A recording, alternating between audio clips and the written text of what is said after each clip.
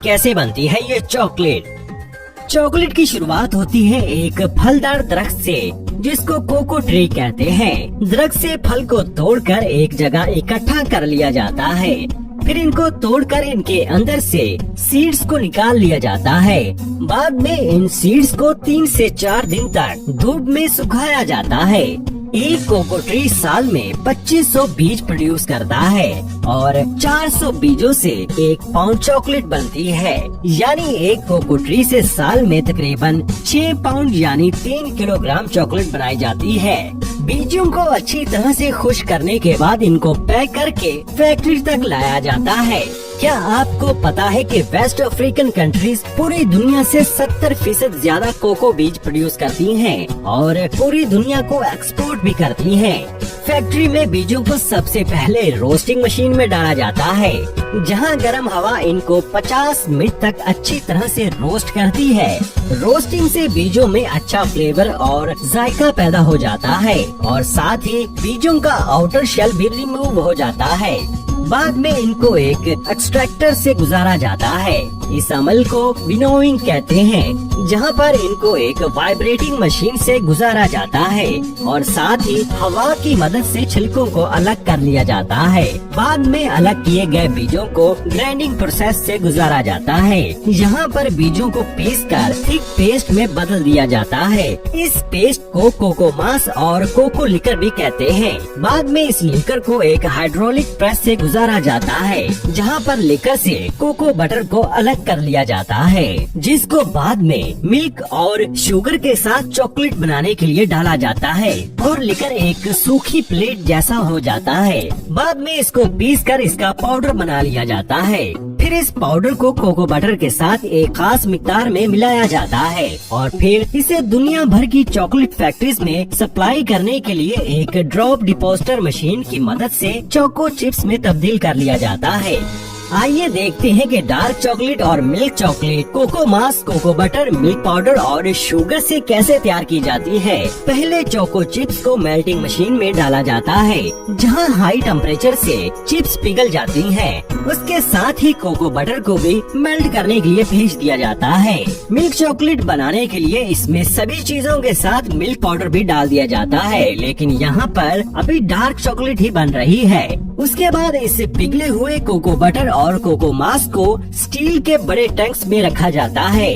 जैसे कि sugar chocolate का एक अहम इंग्रेडिएंट है, इसीलिए इसे सबसे ज्यादा तवज्जो की जरूरत होती है। शुगर को एक बड़ी छलनी में डाला जाता है ताकि बैरूनी अज्जा आसानी से अलग किए जा सकें। इसके बाद इसे शुगर साइलो में भेज दिया जाता है। ये सब इंग्रेडिएंट्स वहन सेलों में पहुंचाए जाते हैं। फिर इन इंग्रेडिएंट्स को कंटिन्यूअस मिक्सर में मिक्स किया जाता है। ये खुदकार मशीन इंसानी काम बहुत कम कर देती है। प्रोडक्शन प्लान के मुताबिक सब इंग्रेडिएंट्स जैसे कि मिल्क पाउडर, कोको बटर और कोको मास को मिक्सिंग लाइन में भेजा जाता है। एक कंटिन्यूअस मिक्सर में ये सब इंग्रेडिएंट्स मिक्स करने के बाद अब ये तैयार है।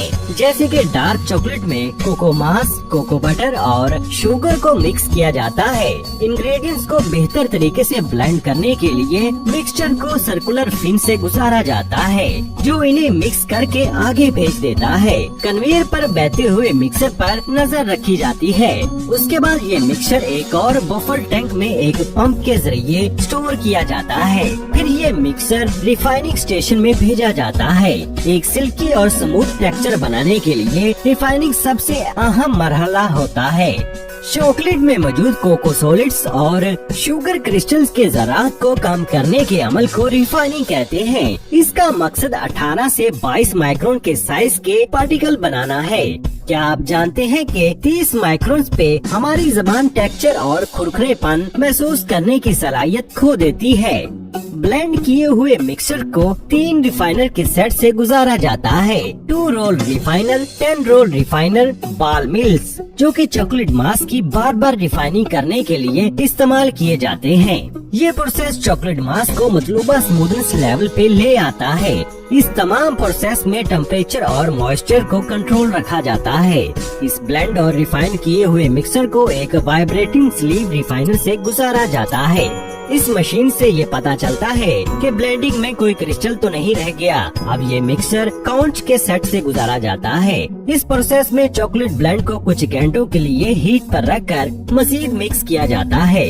इस मरहले में लेसिथिन, जो कि एक वेजिटेबल सॉस फैट की तरह होता है, उसकी बहुत मामूली सी मिकदार ऐड की जाती है। लेसिथिन चॉकलेट के लिए बहुत अहम होता है क्योंकि ये चिपचिपाहट को कम करता है, चॉकलेट के फ्लो को बढ़ाता है और इसकी फ्रेशनेस को भी बढ़ाता है।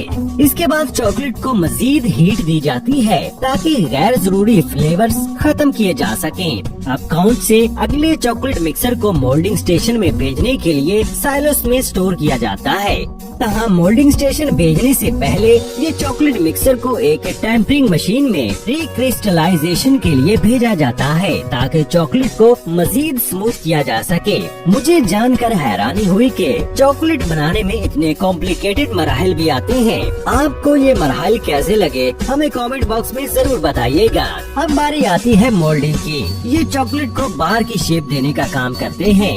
एक ऑटोमेटिक मशीन मोल्ड ट्रे को एक कन्वेयर पर पलटती चली जाती है, जिसके बाद इन ट्रेस को नीट एंड क्लीन किया जाता है और फिर रोटरी डिपोजिटर स्टेशन पर इन ट्रेस में चॉकलेट भरी जाती है।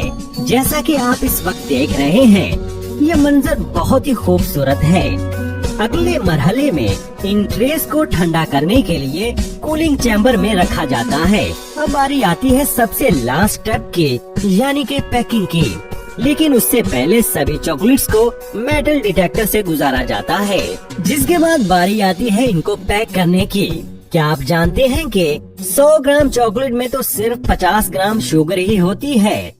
ये फैक्ट्री एक मिनट में 400 चॉकलेट बार्स बना लेती है और आप जानकर हैरान रह जाएंगे कि ऑस्ट्रेलियन और न्यूजीलैंडर्स हर साल 32 किलो तक चॉकलेट खा जाते हैं और कैडबरी डेयरी मिल्क की हर साल 350 मिलियन बार्स सेल होती हैं। तो आप क्या कहते हैं इस वीडियो के बारे में? क्या आपको चॉकलेट पसंद है? अपनी राय का इजहार कमेंट बॉक्स में जरूर कीजिएगा और इस वीडियो को अपने दोस्तों के साथ शेयर कर दीजिए। आपके वीडियो को लाइक और शेयर करने से हमें बेहद खुशी मिलती है। और दूरबीनी को अभी सब्सक्राइब नहीं किया तो सब्सक्राइब करके बेल आइकॉन पर ऑल नोटिफिकेशन पर क्लिक कर दीजिए।